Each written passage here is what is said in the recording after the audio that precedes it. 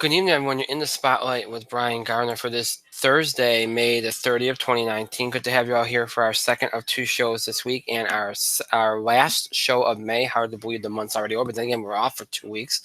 So, but yeah, this is it for May here as we move on into June and really, I mean, Memorial Day is really the unofficial start of summer, so we're already in that. But once you hit June, you realize you're really into summer. School's winding down, all that kind of stuff. So, but yeah, here we are.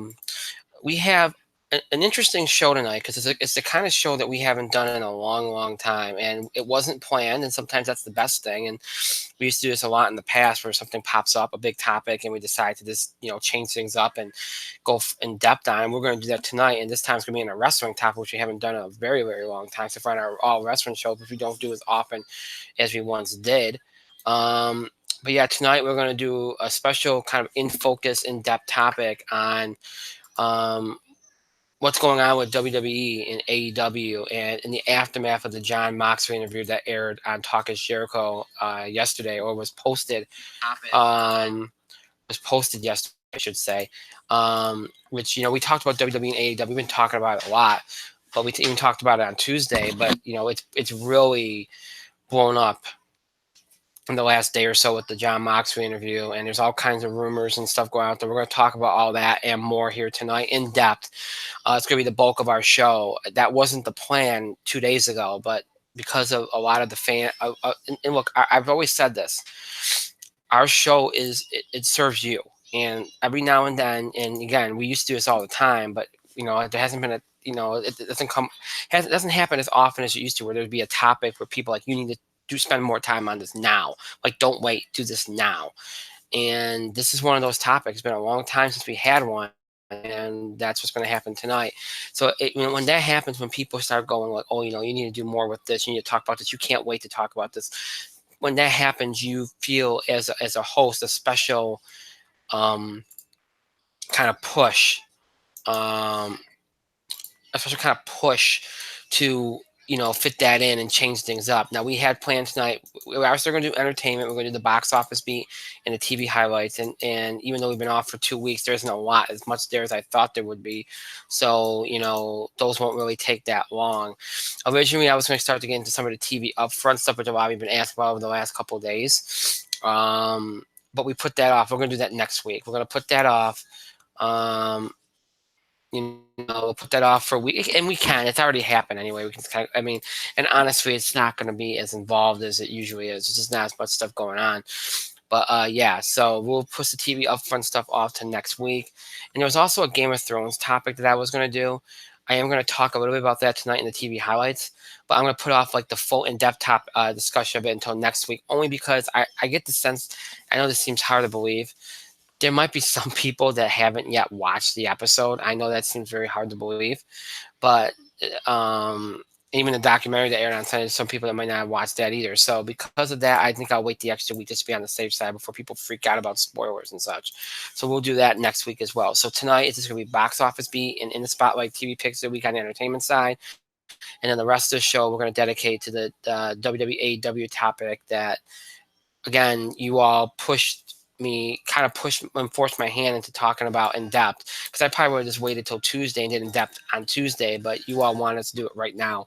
And that's what we're going to do here tonight. We're going to do that tonight on the show and go into detail about it and kind of dissect it and talk about all the stuff that's out there about it.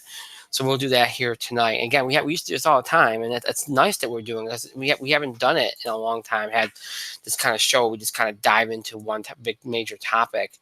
But we will be doing that here on the program tonight. So, and also we have NBA Finals Game 1 tonight.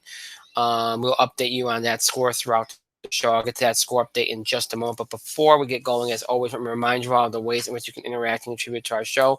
Have your voice heard by emailing us at itspotlight401@gmail.com. You can also follow us and tweet us at itspotlight401. Remember to use the hashtag itspotlight401 for anything you tweet regarding our show. And as always, you can find us on Facebook. Just search for us with our show title, In the Spotlight 411. Okay, so quick score update here. Again, NBA Finals Game 1 taking place from Toronto. An awesome, awesome scene. If you haven't been watching it, the crowd's going crazy right now. Their first time in the finals. At the half, Toronto leads Golden State 59-49, a 10-point lead at the half, which is kind of a surprise. 'Cause look, a lot of people, including myself, are writing off Toronto. But if you heard me on Tuesday, I said if Toronto has any chance, they have to take game one because they got momentum. They came back. They won 4 consecutive games in the playoffs after being down 0-2.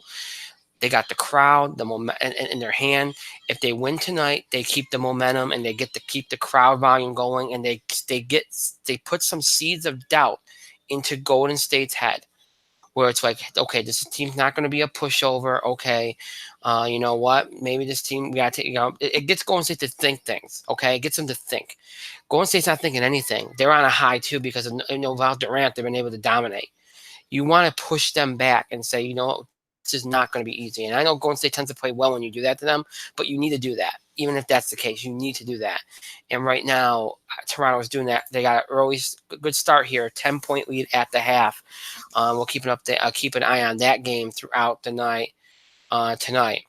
Again, just a fun atmosphere. If you're not watching this game, it's an amazing atmosphere. I'll talk more about this on Tuesday, but I hate the schedule. I really do. I've said this before over the years. I hate what the NBA Finals does with their schedule because if a team does have momentum, I mean, yeah, they can still maintain it, but it's a harder thing to maintain momentum when you're off for 3 days in between games. I think that's absurd. The only time you should ever be off for more than 1 day in between games is a travel day.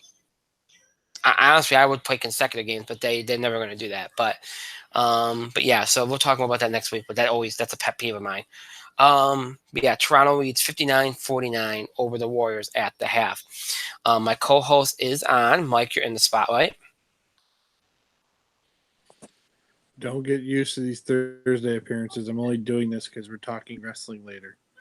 Otherwise, I'd be out like a light. Right. Yes. Well, Mike, you can blame Jon Moxley for this. I'm mostly blaming you, Well, you didn't but I'm have to also blame blaming it. Jon Moxley. But I'm mostly blaming you. So don't blame Jon Moxley. No, I can't get used to calling him that. But anyway, Mox?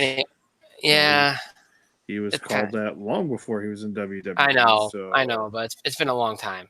But yeah, okay. All right, so really quickly, let's jump in. Let's get to the entertainment stuff so we can get to the meat of the show here. And I'm not. That's not me. Putting down entertainment. It's just that there's a reason why we're doing a full in-depth segment on something tonight. All right, so look, we've been off the air for 2 weeks. In that 2 weeks, it's been a box office that's been gotten interesting because when we last left you, it was a one horse race for Avengers Endgame. And then we all said that, look, John Wick would make it close. Well, John Wick did not make it close. John Wick took number one away from Avengers Endgame by a good amount. And, again, maybe the idea that this was the last one, which it is now, we know now it isn't. Maybe this is the good word of mouth. The fact that the second one in a lot of people's mind was better than the first, maybe it all built up to that. But whatever the case, it did it. And for an R-rated movie, that's a tremendous achievement to do what it did. You could also, in some ways, blame the domestic box office trend, which is that, look, movies just don't stay at the top more than 3 weeks in a row.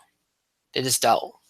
Unless there's something special, unless they're a holiday movie, it just kind of holds up well. But it's kind of like by default because everything else crashes. And the fact is, Avengers, at least domestically, crashed faster than anybody thought. And when people ask me what the reasoning is, I think it's as simple as it's a 3-hour movie. It's not getting as many repeated viewings because it's a 3-hour movie. And that's just the bottom line. So when people ask me that, it's certainly not about the quality of the movie. It's about the fact that it's hard to go see a 3-hour movie again, especially when your schedule is busy. So I think that's a big part of it. But yeah, John Wick won that weekend, the weekend of May 17th, 56.8 million. Avengers Endgame dropped to second with 29.9, which is still not bad for week 4, but considering where it started. Pokemon Detective Pikachu came in third with 25.1, a substantial drop of one you'd suspect because you would be front-loaded. A Dog's Journey came in fourth, 8 million, and you had The Hustle and its second weekend drop from third to fifth with 6.1, and everything else under 5 million, including another new release that week. The Sun is also a Star, which came in with 2.5 million. Again, no surprise given that lack of promotion and not many bankable stars in it. So kind of got lost in the shuffle. Sometimes these movies surprise, and then they do that. Sometimes they do this. Most of the time they do this. But all in all, it ends up being a good box office weekend because of John Wick, Avengers, and pretty much Detective Pikachu. And you have Memorial Day weekend, which we talked about as a weekend that no longer has the pizzazz that it once did. Way back when it started the summer box office, and then it would end with Labor Day. Now it's the summer box office starts like the last week of April, first week of May, and it ends like the second or third week of August. That game has changed. Well, Disney has tried a lot in the past few years to make this weekend work again, and they haven't had too many good results. Well, how ironic is it that the movie that everybody thought might not be on par with some of Disney's more classic live action movies that they've been able to produce over the last few years is the movie that actually got the Memorial Day box office back on the map. Because I'll tell you, a couple months ago, it looked like Aladdin was going to be dead on arrival. And by that, I mean, it was still going to make a profit, but it was going to be something that was just a massive disappointment. Well, for the 3-day, it pulls in 91.5 million, and for the 4-day, it pulls in 116.8, a tremendous number despite the lukewarm critical reception. It got a very good fan response, and it carried it. And just when you think Disney was backing off with Avengers, they pull off that, and that's is that one of the more huge box office totals from Memorial Day? No, but it's compared to recent years, it's a great total. It's a great total, and you'll take that to the bank. No pun intended. And it's already made 275.3 million worldwide, so it's well on its way to being at least a modest hit, and that's all you could hope for given the negative reactions that it was getting for most of its promotional run. John Wick held up very well. Dropped a second, a 56% drop, but that's what you'd expect. 24.5 million for the 3, 30.9 for the 4. Again, Memorial Day helping a lot of movies, which it usually does. Avengers Endgame 17.2 for the 3-day, 22 million for the 4, which is again a good total, especially off of last week. Which again, that's the reason why I think it will beat Avatar because of the fact it's holding up. I think it's gonna start holding up better now because of the fact that it's down further. Pokemon Detective Pikachu dropped from 3rd to 4th, 13.4 million for the 3-day, 17.2 million for the 4. And you had a couple of new movies in Brightburn and Booksmart. Brightburn came in 5th place with 7.8 million for the 3-day, 9.6 million for the 4, and Booksmart came in 6th place with 6.9 million for the 3-day and 8.7 million for the 4. A Dog's Journey crossed the $5 million mark in 7th place with 5.4 million for the 4-day, but did not cross it for the 3. So all in all, it ends up being a very good Memorial Day weekend box office, especially when you total up the 4-day. Comes a very good box office. 116 million, 30 million, 22 million, 17 million. That's great. It's a better average than I think we probably had maybe 5, 6, 7 years. So that's very good. So all in all, if you look at the past few weeks, it's a good success. John Wick's surprise, even though Avengers maybe at least domestically dropped further than expected. And then the Memorial Day weekend ends up being a modest success. Not one of the bigger success, but a modest success, which compared to the last few years is a win. And Aladdin ends up surviving the negative publicity and negative word of mouth early by critics and ends up doing very well. So all in all, it ends up being fairly good couple weeks here. Now you flip the script to June. Can the box office continue this momentum? Because now it's not about, we're past the Avengers now. Now it's about whether it can beat Avatar. That's the only storyline left there. And again, I do think it will. I just think it'll be a slower climb than expected. But now it's about, okay, we got You had John Wick Surprise, and it's done well. You've had Aladdin Surprise, and it's done well. Well, can Godzilla, King of the Monsters, and Rocket Man continue that trend? I don't think Ma will, but I think those two have a chance to do so. Godzilla, King of the Monsters is the biggest release this weekend, a sci-fi action film from Warner Brothers, which will be opening in my theater count just got lost. I'm so sorry about that. 4,108 theaters. Starring Kyle Chandler, Vera Farmiga, Ken Watanabe, uh, Sally Hawkins, Barry Whitford, Charles Dance, O'Shea Jackson, and of course Millie Bobby Brown from Stranger Things. PG-13. Again, it's the first the previous film in the franchise. This rebooted franchise did very well. It was a critical success, also a fan success. Obviously, King Kong was as well, the newer King Kong film. So if it's hoping to carry that momentum forward in this current universe that they're forming here, cinematic universe they're forming here, and I think it will. The question is by how much. We'll talk about that in a minute. The second biggest release is Rocket Man, a musical from Paramount, opening in 3,610 theaters, R-rated, which will no doubt hold it down. Only a $40 million budget, so it doesn't have to make a lot. Starring Taron Egerton is Elton John, Jamie Bell, Richard Madden, and Bryce Dallas Howard. It's already made 6.8 million overseas, getting very good reviews. Again, the R-rated aspect will hold it down, but Taron Egerton has a young fan base, and I expect older audiences to flock to this too. I think it'll do well enough. I don't think it'll do great. I think it would do better if it was in the fall, like Bohemian Rhapsody did, but it's kind of selling itself as the alternative to Bohemian Rhapsody. It's got some serious elements, but it's supposed to be a little bit more fun. In terms of like it's got more vibrancy to it, and it's not obviously it doesn't have as much tragedy associated with it. So, but yeah, so Rocket Man, I expect to do reasonably well, not great, but reasonably well. And then you have a Thriller Ma from Universal opening in 2,808 theaters, again R-rated, $5 million budget, starring Octavia Spencer, Juliette Lewis, and Luke Evans. I don't expect much for it. It only got $5 million budget, so it doesn't have to do much. But I would say like maybe 6, 7, 8 million tops would be what I'd expect from this film. So when all is said and done, as you look at this weekend, um, um, I think that Godzilla will take number one. I'm going to go for about 55 to 60 million. That might even be a little high, but that's where I'm going. 'Cause I think it's going to be very split. 55 to 60 million for Godzilla. I think Aladdin will take second for around 28, 29 million. Third, I think will be Rocket Man around 21, 22.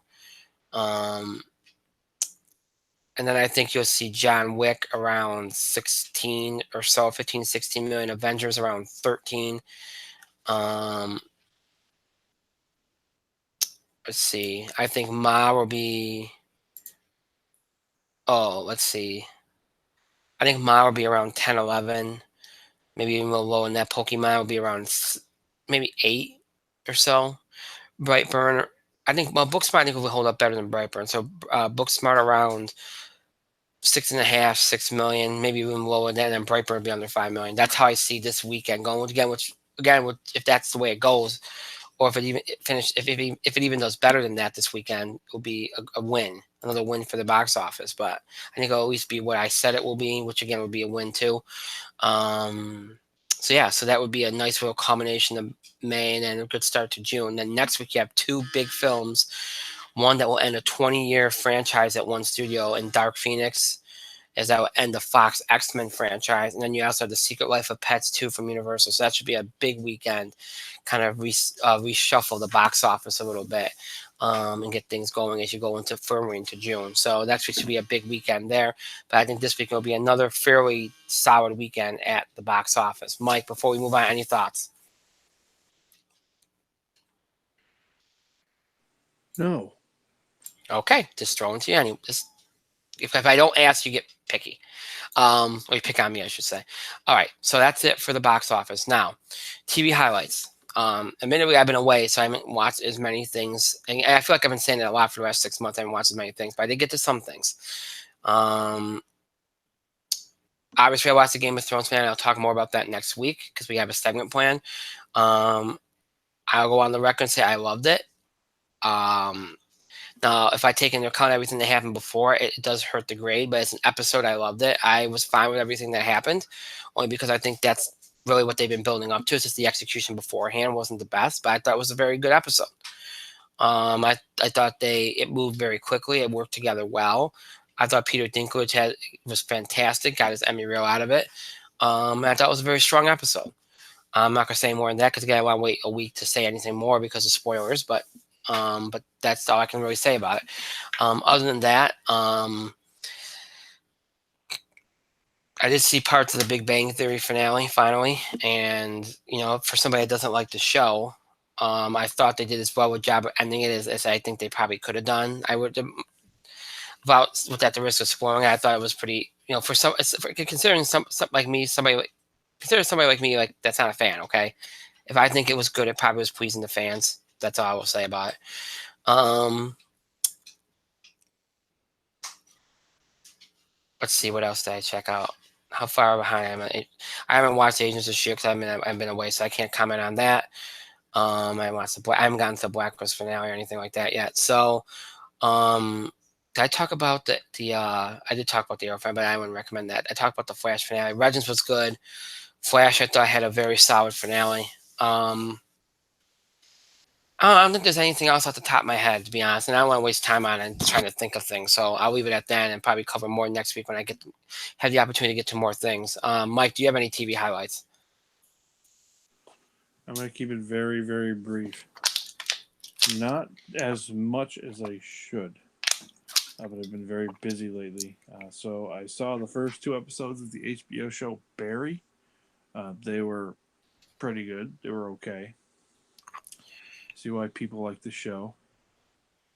I've been watching. Occasionally, we watch Beat Shazam, which is a game show. That's just fun. And let's see. There's another show that it's on the tip of my tongue. I can't remember it, and I'm not going to go really hard at remembering it. But yeah, those are pretty much it. I'm Okay. satisfied. Okay. Like I said, we just want to get to this topic because I know a lot of people want us to. So we are. Um, so again, we'll cover more TV highlights next week, and we'll do the TV upfronts and all that kind of and the Game of Thrones, so all that stuff that I said we would do tonight. We're putting out till tomorrow in favor of doing this because again, enough fans wanted it, and that's what we serve the fans, and that's what we're going to do. So that's what we're going to do here right now as we go and jump into wrestling here, and we again, as I mentioned in the open, we've been talking about WWE and AEW and people leaving and we've been talking about that for months. Um, and on Tuesday we talked about Double or Nothing and Jon Moxley's appearance and all the stuff that WWE's been doing wrong and how bad we're on SmackDown have been. We covered all that ground. Little did we know that the next morning there would be an interview on Talk Is Jericho that was going to completely just for the first time since CM Punk, really just bury the crap out of WWE, but in a less bitter way. If you think, because if you listen to the podcast that the man formerly known as Dean Ambrose, Jon Moxley gave, it was not as bitter as Punk. It was very matter of fact. There was a touch of emotion. There was a lot of resignation in it, like where it's he talked about being depressed and talked about how it made him like how it sucked so much of the joy of what he loved to do out of him, and he focused so much on the creative process and how WWE does it wrong and how they don't allow the wrestlers to create. They micromanage you too much, and it was eye opening because when Punk did his interview, so much of it was about me, me, me, me, me. Now Ambrose talked a lot about himself, but he spoke so in general about the creative process and how he doesn't think it serves anybody. It was through the prism of him, but it's like, well, hey, it happens to everybody. Nobody's allowed to really do what they maybe have the potential to do. And you heard a lot of things in the interview. You heard about those infamous promos from the fall, the gas masks, the injections and all that stuff. And then the one that really, I think, is interesting, and we knew that obviously they were using Roman Reigns' illness in the program. They had Dean give a line about it, and everybody was clearly he didn't like it, but everybody, nobody liked it at the time. Well, apparently there was supposed to be another line that he refused to say that he feels would have gotten the sponsors very upset and probably would have led to his firing. Now that's pretty telling. And it doesn't surprise me, but that's pretty telling, and it makes you wonder what the thought process there, because they're always worried about their image and always worried about their sponsor, but then they do something like that, like that is going to probably ruffle feathers. But anyway, I'm paraphrasing here. Certainly, if you're a wrestling fan, you should check out the interview because it's very eye opening. And look, here's the thing: for the first time since Punk left the company, WWE is on their heels. And look, I don't think AEW did anything special on Saturday night. I really don't. And I think I don't want to make this an AEW. It's going to be made an AEW versus WWE thing. But here's the thing, okay?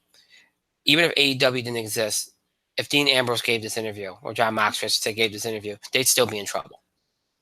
Okay? Because here's the thing. What this just did is it made Vince McMahon and the creative team look so bad that it's making it okay for people to just kind of snub their nose and leave.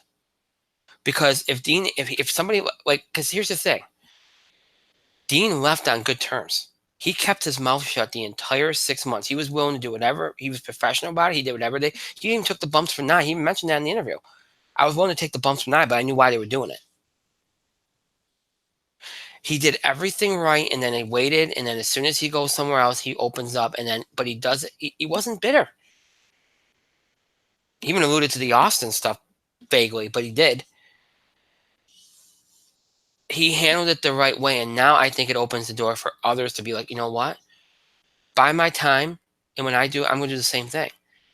And if you're WWE, you have to be sitting there thinking, this is the second time we've had one of our major stars leave the company. Okay, I won't say abruptly because he had a build up, but still, I guess you can consider it somewhat abrupt, and come out and basically lambast us not in the media to the point where people are like, "What the hell is wrong with you?"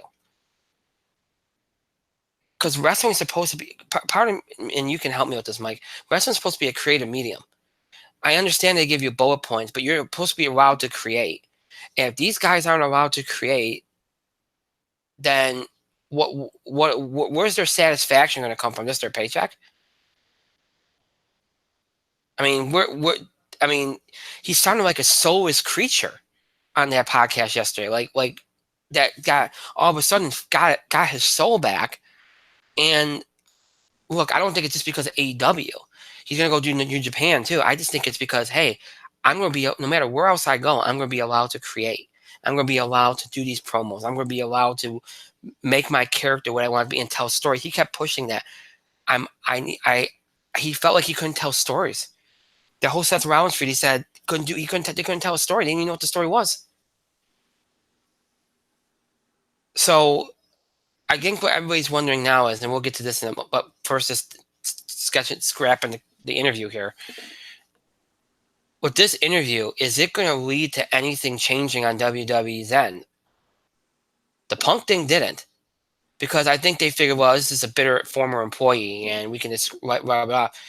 I don't know if you can do that with this one. So is it going to lead to changes? And, are other guys going to be like, okay, I'm going to follow his lead now because if he can do it, so can I. And this is your cue.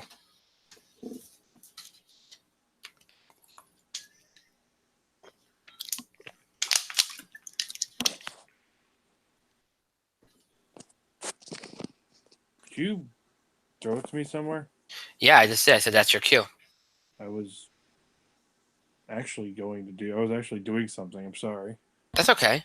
Well, just to kind of bring you up to speed, my question was, after this interview, is this going to lead to changes in WWE, at least in their creative process? Or and do you see other guys doing what Moxley just did? Because he did it.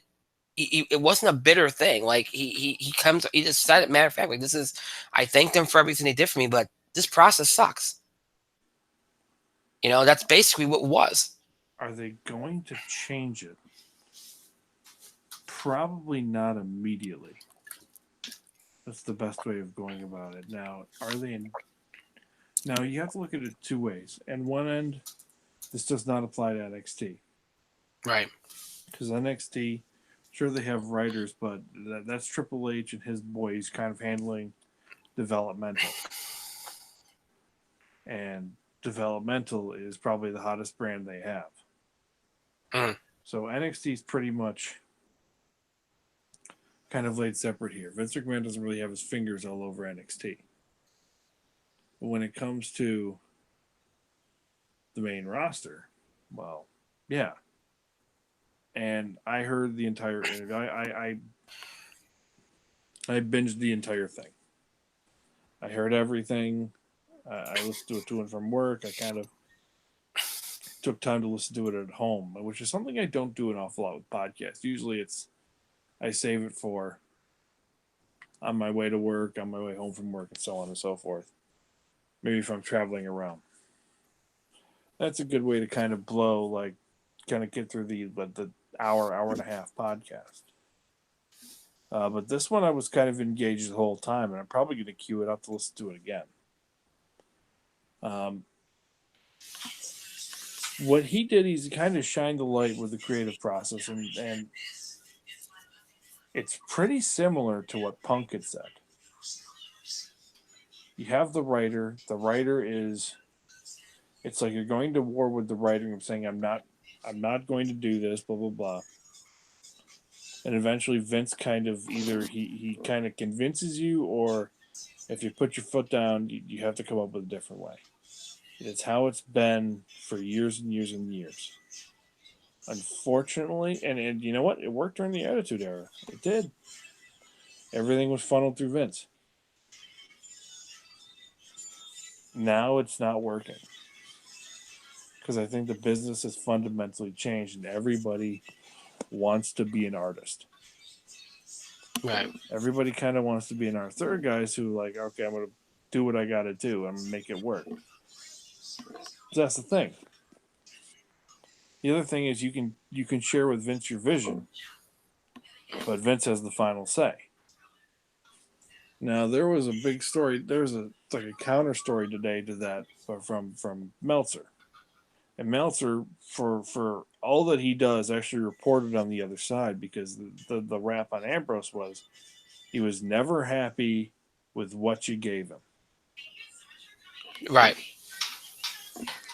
Well, I had But heard then that. I told but you then that. again, no, yeah. But then again, Ambrose said as much, and Punk said as much when he was in the WWE realm. But Ambrose did say, "I'm going to try to make the best out of everything that you give me." And if you kind of hear that thing where he was on 6 segments on the show doing interviews, he was so focused on that pooper scooper line that um, he's so focused on getting that pooper scooper line out that he kind of let go of something that hurt him deeply. A line about Roman Reigns that hurt him deeply, and he should have said it, and he knew the moment Yeah. that he said it, he regretted it immediately. And of course, Roman's never offended. He knows the deal. It does Right. show that there is a fundamental need for change. At the very least, there is a need for these wrestlers who are you're writing these lines for, you're writing these scripts for. There is a need to get these wrestlers invested in the process or integrated in the process. Because we'll stick with Dean Ambrose because Ambrose can be, yes, he's got some great comedic timing on some things, but writers pretty much bastardized that, saying, "Oh, he's kooky, wacky Dean Ambrose." Right. Ambrose, yes, he can be kooky and wacky and have one-liners and all that jazz, but he is a deeply intense and dangerous and passionate character. He's essentially Jon Moxley with the volume turned up a little bit. And if they had kind of gone that route instead of making it goofy like an attack on the fans and calling him stinky and smelly and whatever. If they had made that a deeply intense kind of promo, they had actually worked Dean in and said, "Okay, Dean, we got these 6 segments. We want your opinion here. We're going to write it with you." If they kind of integrate the wrestlers in the process, it would solve some of the issues, or at least some of the immediate issues, because then the wrestlers could be lending their voice to what the promo is. Now, I recognize for a lot of these guys, there's you may not have the time to get them invested. They may not have the ability to do it. But you're telling me a guy like Samoa Joe isn't invested enough to cut the most dangerous promo in the world? Mm. Are you telling me guys like Kevin Owens can't fucking do this himself? Sami Zayn is great at this. There are guys who really don't need a writer, but if you get them invested in the writing process, it helps immensely. I think I kind of It gives them some control over their career. yeah. It gives them like a direction. And again, you mentioned that Dean Ambrose, you could have made him an intense, you know, passionate character. If you think about when the Shield first showed up, Dean Ambrose was the one that was always doing the promos, Yeah. and that really was like I was expecting more of that. But a That lot was, of that but a you lot know, of that wasn't Dean Ambrose's fault in the end, which is mm, sad but true. right. And you can kind of tell it wasn't Dean Ambrose's fault in the end. A lot of it is Vince. It all comes down to what Vince wants. And again, you hear them mention about the creative team and the writers. Listen, you heard it in the interview how he mentioned a lot of times, that he would tell a writer not to do this, and then the writer would go to Vince, and Vince would just send it back the same way. Yeah. And so we can blame the writers to a boo in the face, and they are a part of it. But again, it does come to Vince. It's always about Vince, Mm-hmm. because Vince could put his foot down and say, "Hey, you know what? I think this guy's right. I think this guy should do this. I think this guy should, I like this guy's idea. Let's do it." And he doesn't. So it's really whoever said the buck stops with Vince, it does. Now you have so we the interview itself, and again, I highly recommend watching it or listening to it, I should say, because it is. And by the way, kudos to Jericho for kind of staying out of it. You know what I mean? Like letting him just go and talk, because with everything that's been going on with Jericho lately, I half expect him to just jump on and pile on. If anything, Jericho is trying to ease it a little bit, and I thought that was a good choice on his part. Now you mentioned this, Mike. That you mentioned Meltzer. You mentioned what I'm specifically going to reference here. There's another part of this that was talked about today by Dave Meltzer. That apparently there are others that have at least inquired about leaving. Now we know some of them. The Revival's been in the news. Obviously, Sasha Banks, Luke Harper. At one point, the Usos were, and they resigned. Nakamura resigned, but I don't know if he ever had any overtures to AEW. There might have been something with AJ Styles, but obviously he resigned. Kevin Owens recently resigned, but I didn't hear about any overtures there. And there was a rumor about Randy Orton. A little bit. Now, I'm not going to speculate. I've had some sources send me some things, and I'm not going to bring them up on the air because I don't think I should. But there's a lot of names out there, okay? And look, Meltzer's been wrong lately more than he's been right. But I will say this: I think he is somewhat right about this report. I think there are names that have recently asked to go, even before their contract's over, which is kind of stupid because they're not going to let you out of a contract. So that's not a possibility. But I do think that there is now going to be some pressure, and I don't think it's just because of AEW. Okay, I think AEW is what some of these guys and girls are going to use as a way to negotiate and say, look, you used to throw in our face that there's nowhere else to go. There is somewhere else to go. And even if we don't go here, we can go to New Japan. We can go, they're going to use these things now because other guys have done it. And after what happened yesterday in that interview, and you mentioned that he did in a way he did what Punk did, but I think he did it in a better way. I think he did it in a much more professional, better way.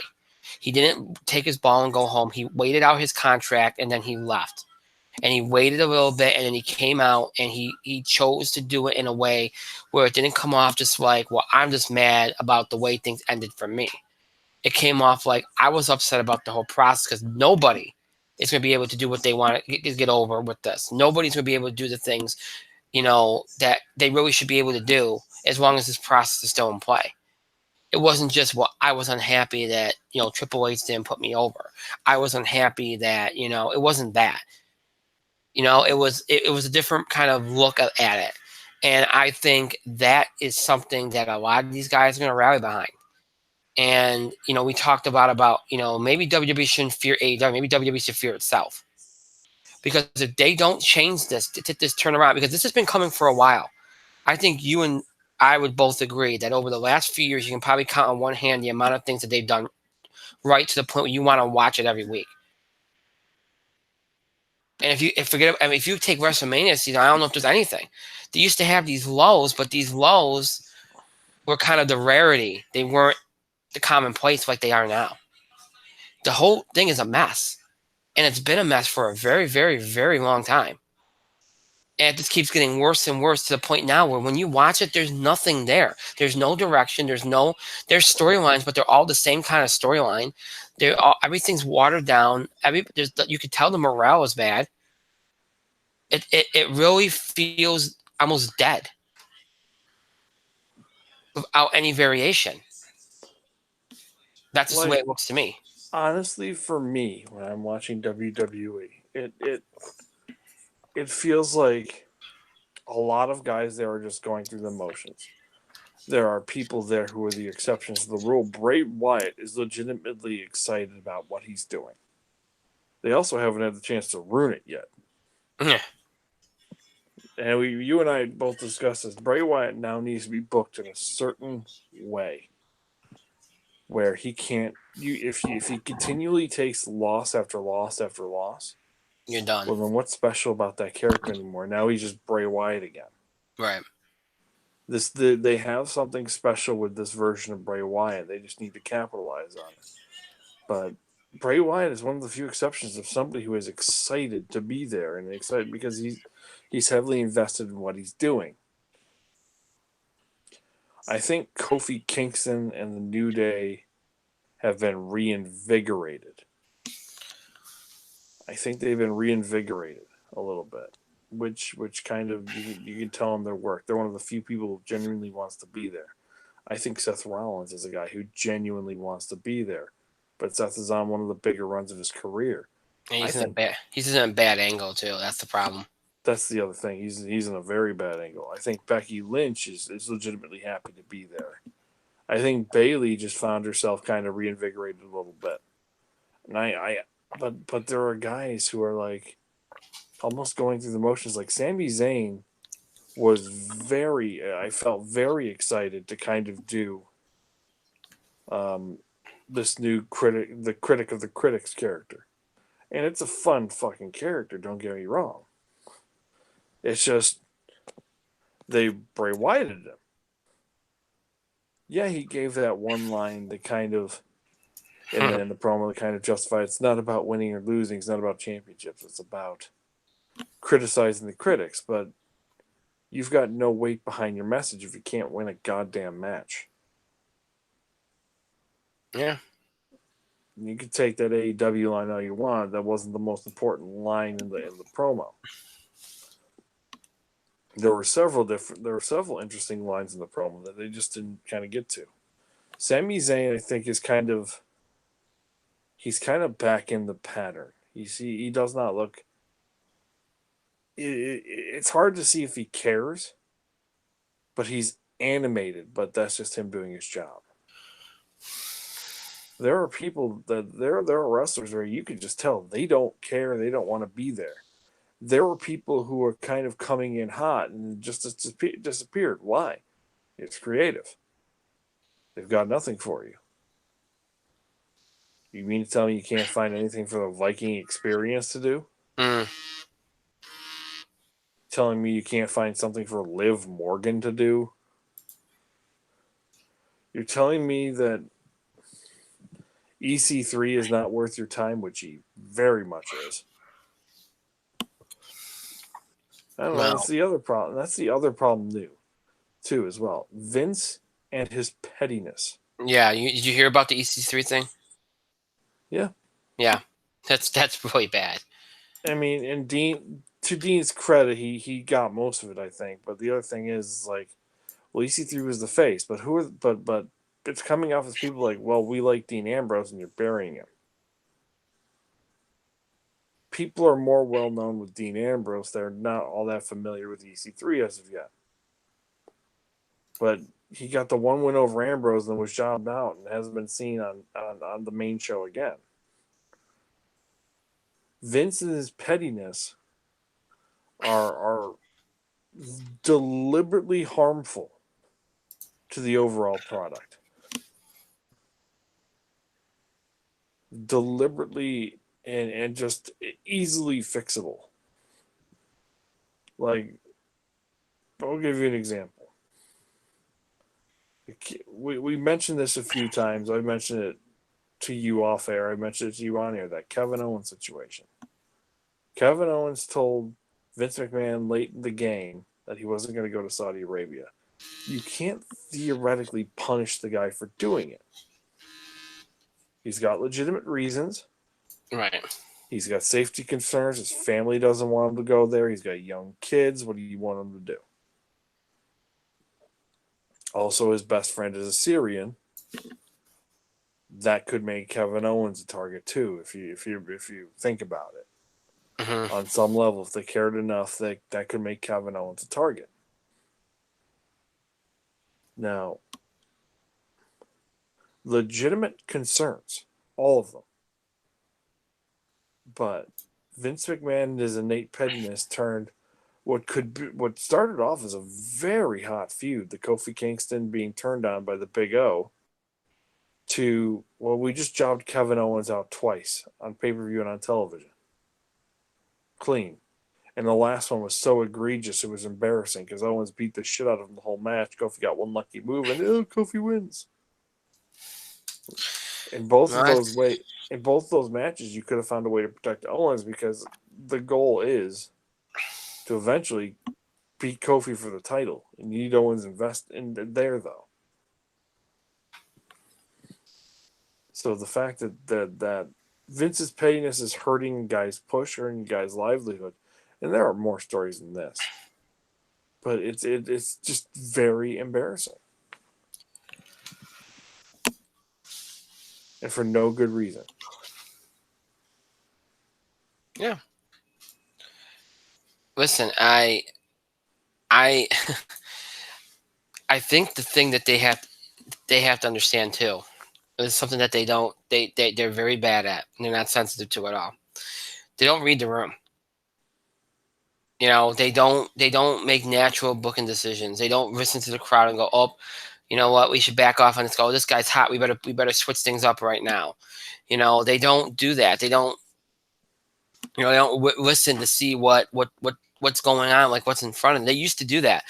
You remember what happened after Shawn Michaels retired? They turned Orton face. Orton wasn't supposed to be the face. Nope. It was supposed to be what, Cody or DiBiase, right? That was supposed to be one or the other. Yes. Right. So they turned Randy because the crowd turned Randy face. Same thing with Sheamus. Sheamus, they turned face at the time because he was getting face reactions. I mean, sometimes you have to make these decisions based on what happens, not on what you want to do. And honestly, I think we can both agree over the last 10 years, they have not done that. It's been whatever they feel like wanting at the time they want it. And then once in a while, somebody happens to break through despite everyone else, despite everything else. And it's like they get lucky. For example, this time it was Becky Lynch. Becky Lynch, Daniel Bryan. Um, who else? The list Probably is short. Kofi is probably one because that was just by accident. Yeah. Um, but yeah, I mean, again, this is something that, and a lot of times you see these things that are right in front of them the whole time. It's stop force feeding things to people. It's a product that's so dependent on the fan experience and what the fans have to say. It boggles my mind that they just ignore it, and then they claim that it's almost like they're trying to. It's like they deliberately want to troll their audience. Like, oh yeah, we're listening to you. Like, oh yeah, right, we're listening to you. Like they spent 15 minutes in December on an episode of Raw talking about how they were going to listen to the fan, and nothing happened.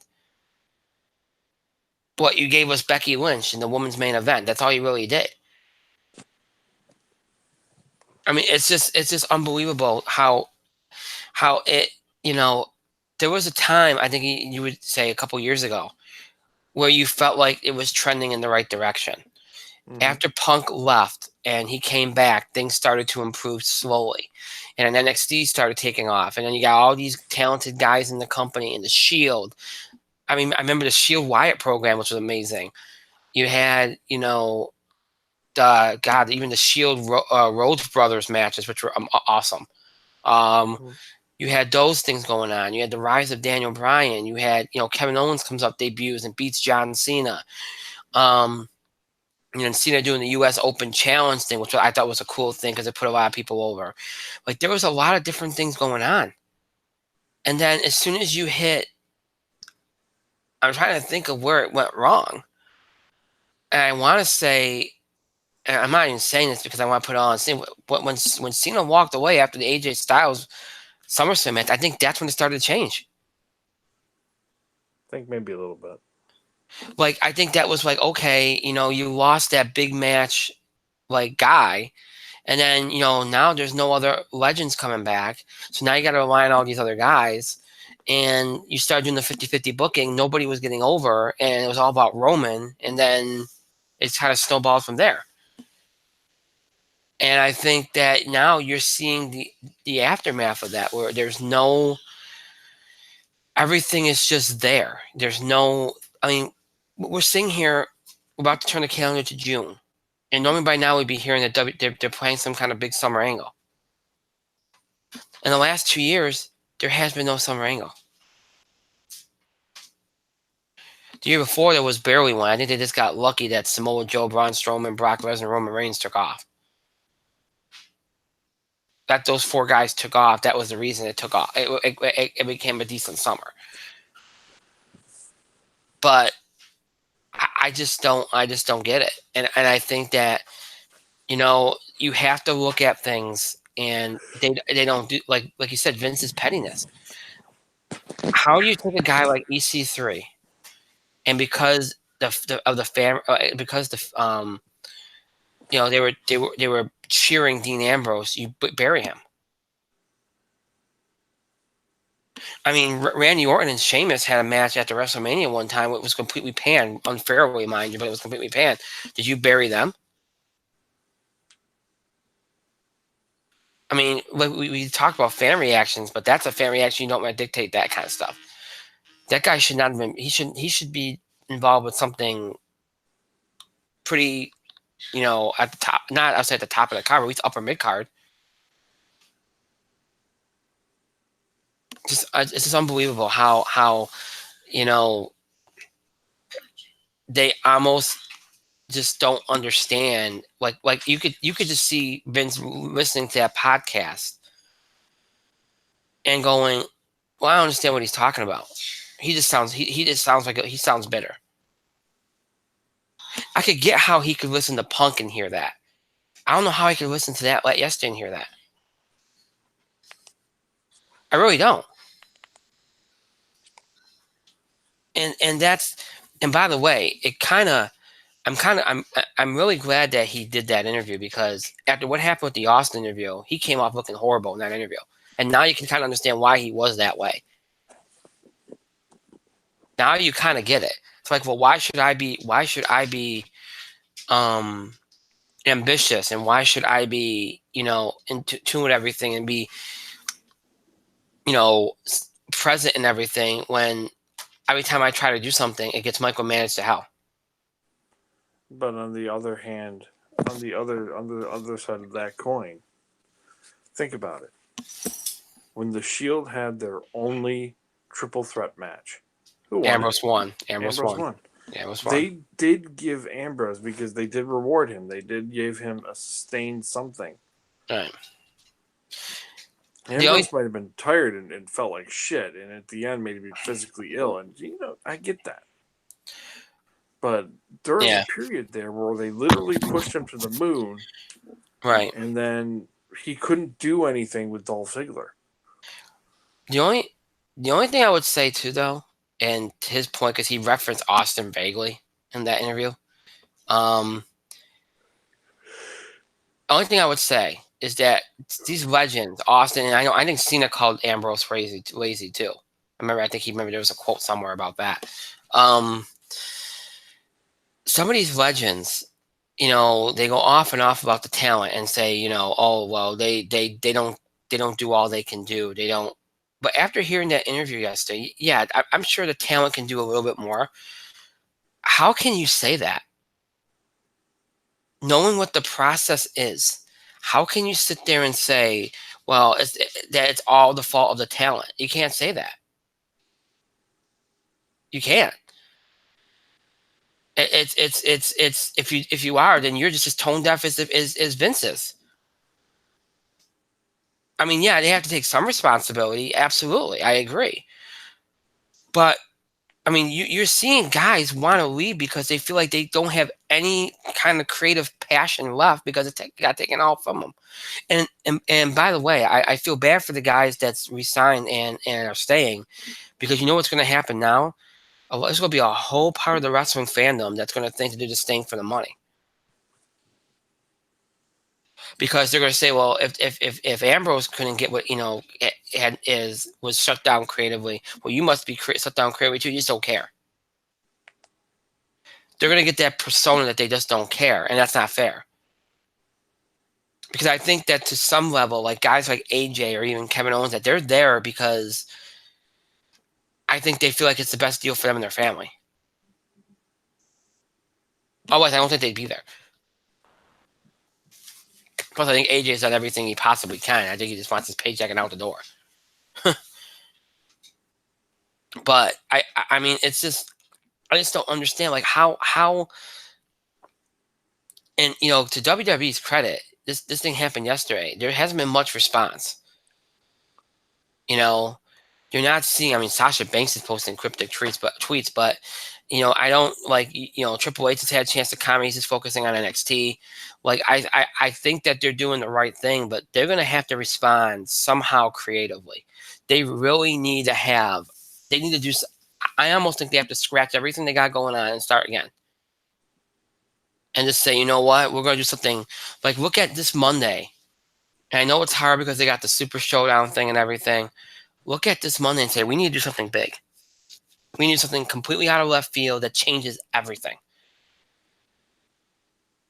And shake the status quo to the point where, like, holy crap, I can't wait to see Raw next week. Like the Nexus did, or like when CM Punk turned heel, or you had a big return. I mean, do something. Come up with something. I know it might seem desperate, but you need to change the narrative, because you had a Raw and a SmackDown where were total ass, and then you have this interview, and you've had the last couple years of garbage, and now, at what point are you going to finally just kind of change things up a little bit and say, you know what, let's get ahead of this and let's start getting people talking about what we're doing and not about what we're not doing? Because they're at the point now. Forget about AEW. For themselves, they need to change it quick. They need to have a really good summer, or if they come into the fall with no momentum with that Fox SmackDown premiere and football and everything, they're part of my friends. They're fucked.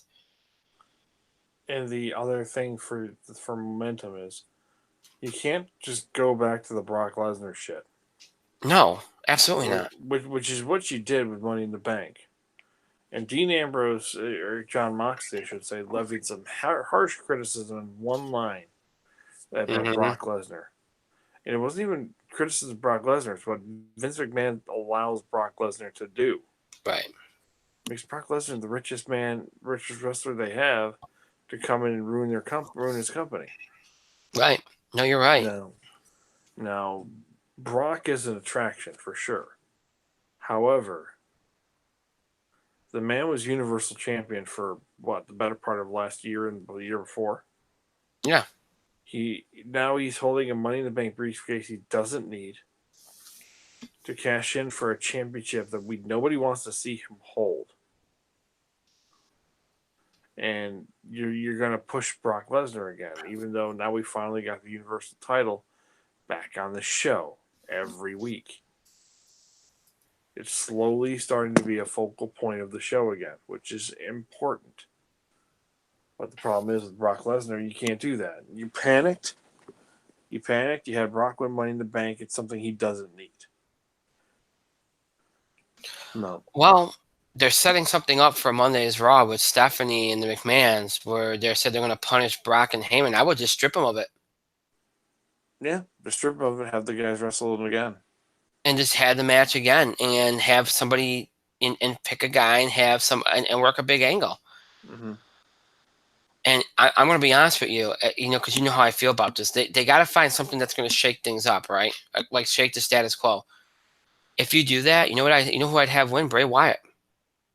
Be a good guess. Make that your first appearance. Have somebody mysteriously get taken out backstage again, and just have the lights go out in the middle of the match. Have him appear there, take the case, and run with it. And then don't even have him on TV after that. Just make it like you don't know when he's going to appear and cash in.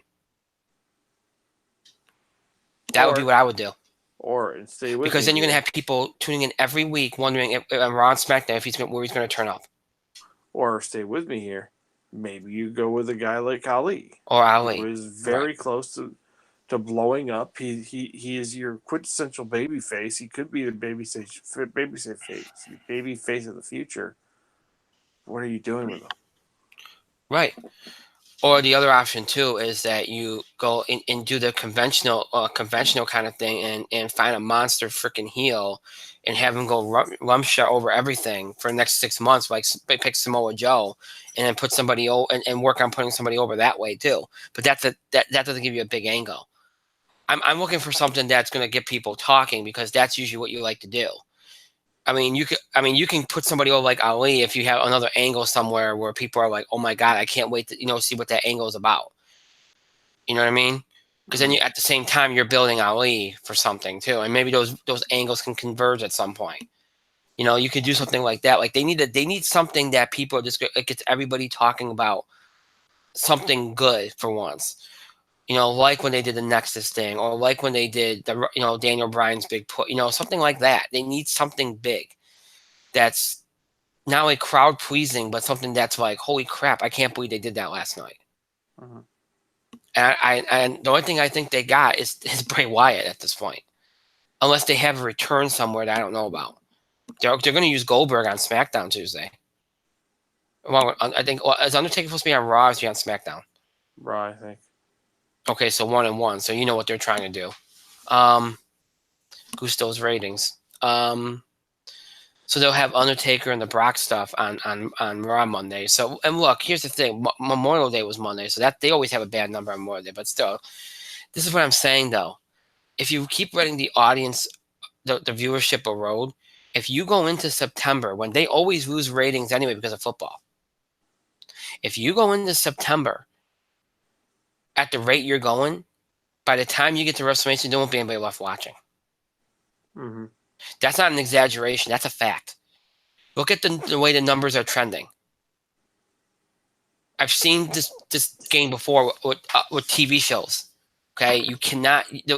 As you get lower, the range gets changed. Kind of, the schism gets smaller. And then anytime you have growth, you're going to be reaching a lower point each and every time. And they're already feeling the heat from the networks. So figure it out. And because I'm telling you right now, they have it's PR-wise, they have got to change it quick. I know this is going to sound really, really bad, but one of the best things I think they could do, and I know they ran this before, I almost would have Triple H come out on Monday Night Raw and fire Vince. Like, pull that kind of crap again, where it's like the board, play into what everybody's talking about. Just for, image sake. I know that sounds stupid and superficial, but I think this, from an image standpoint, I think they need to do something like that too. And run with it. Because I know people hate the Authority stuff, but boy, the ratings are always good when the Authority stuff is going on. People like that stuff. You might become tedious, but people like when there's an ongoing villain. They just do. Not like they've been doing for the last 6 months, where once you have a different McMahon appear. No, like when you have a faction, like an Authority faction that's running the ship, look at the numbers. It works. I'm sorry, it works. That's why they keep going back to it. It works. So maybe do something like that. I don't know. But they are in, people want to make this about AEW. That's the reason why WWE is in trouble. WWE is not in trouble just because of AEW. AEW is a part of it, and they might benefit from it. The reason they're in trouble is because of themselves. Nobody else. And it's just a complete lack of awareness, a complete lack and disregard of their fans, a complete lack and disregard for a good creative model. It's really, really bad. So obviously we'll cover this more as we go forward. There'll be a lot to talk about, I'm sure. I'm sure Raw and SmackDown will be really interesting on this coming week. You would hope so anyway. Yeah, well. And you got the great event Super Showdown next week. Yikes. Yeah, I know, right? Most importantly, 24 WWE 24 NXT Yes. Takeover is coming up Tuesday. Well, there's that this week. That's a positive. Looking for any positive right now. But yeah, we'll obviously cover the story going forward, and it's going to be a story. And look, if what Meltzer's putting out there is true, which I think to an extent it is, there could be some people leaving that you wouldn't expect. I'm going to leave it at that. So, just a quick score update here as we go to wind down. 188 Toronto leads game 1 with 7:31 left. This game on ABC, of course. Finals game 1 from Toronto. Toronto leads by 12, 100-88. To be a huge win for the Toronto Raptors. A huge win. Because they have home court.